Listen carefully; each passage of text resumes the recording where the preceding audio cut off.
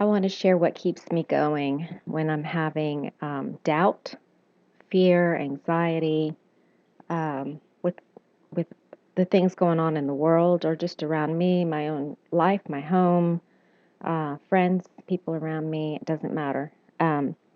This has always gotten me through. I just come over to my Bible and open up to Isaiah 65, and I begin reading at verse 17. This is the glorious new creation, okay? And this is Old Testament, but it is prophecy. This is prophecy about the new Jerusalem that's coming down out of heaven to gather his bride at the very, very end of times. Some believe we are at the very end of times, I being one of them, and end of times began when Jesus Christ was crucified, died, buried, and was resurrected to heaven. So we've been living for 2,000 plus years in the end times. But there is always going to be a last of the last of the last of the last times. And so if people can't see it, they don't want to see it.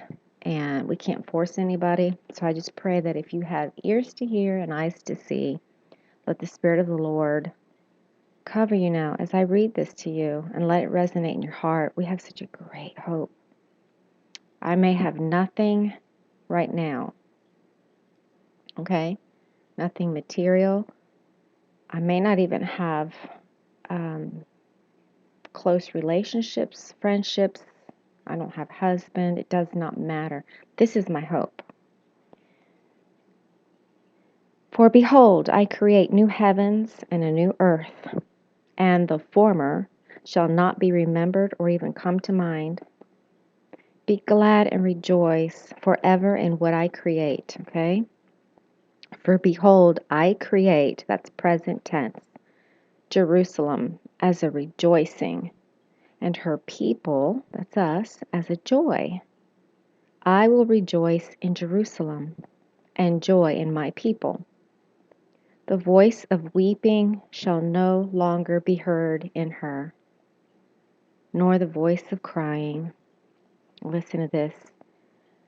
No more shall an infant from the New Jerusalem or the new creation, live but only a few days, nor an old man who has not fulfilled all his days. For the child shall die at 100 years of age. 100 years of age is when a child dies in the New Jerusalem. Remember, it's 1,000-year reign of Jesus Christ on the earth. And the sinner, being only 100 years old, shall then be accursed. So that's some mercy. You don't really start growing up until after your 100 years. They shall build houses and inhabit them. They shall plant vineyards and eat their fruit. They shall not build and another inhabit what they've built. They shall not plant and then another come and eat what they have planted. For as the days of a tree, how long are trees? How long do trees live? So shall be the days of my people. 500, 600, 800, and 1,000. That's pretty long. And there won't be any evil around. There's no evil. Evil is removed for 1,000 years. My elect shall long enjoy the work of their hands. They shall not labor in vain. Right now we labor in vain.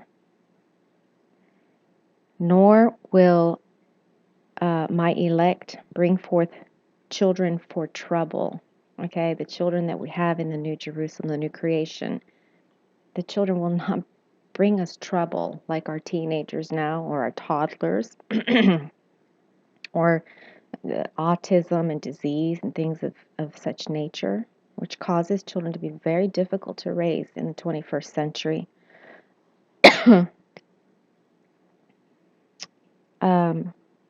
For they shall be the descendants of the blessed of the Lord. Okay? These children that are coming in the new 1,000-year reign are the children of the descendants of the blessed of the Lord and their offspring with them. Okay? That gives me even yet another hope that my own children who are alive today in this end of the end, who are teenagers at this point in time, I get to bring them, my offspring, with me, who will also regenerate and populate in those 1,000 years to come. Remember, without evil. It shall come to pass that even before they call, I will answer. And while they are still speaking, I will hear. The wolf and the lamb shall feed together. The lion shall eat straw like the ox, and dust shall be the serpent's food. They shall not hurt nor destroy in all my holy mountain, says the Lord.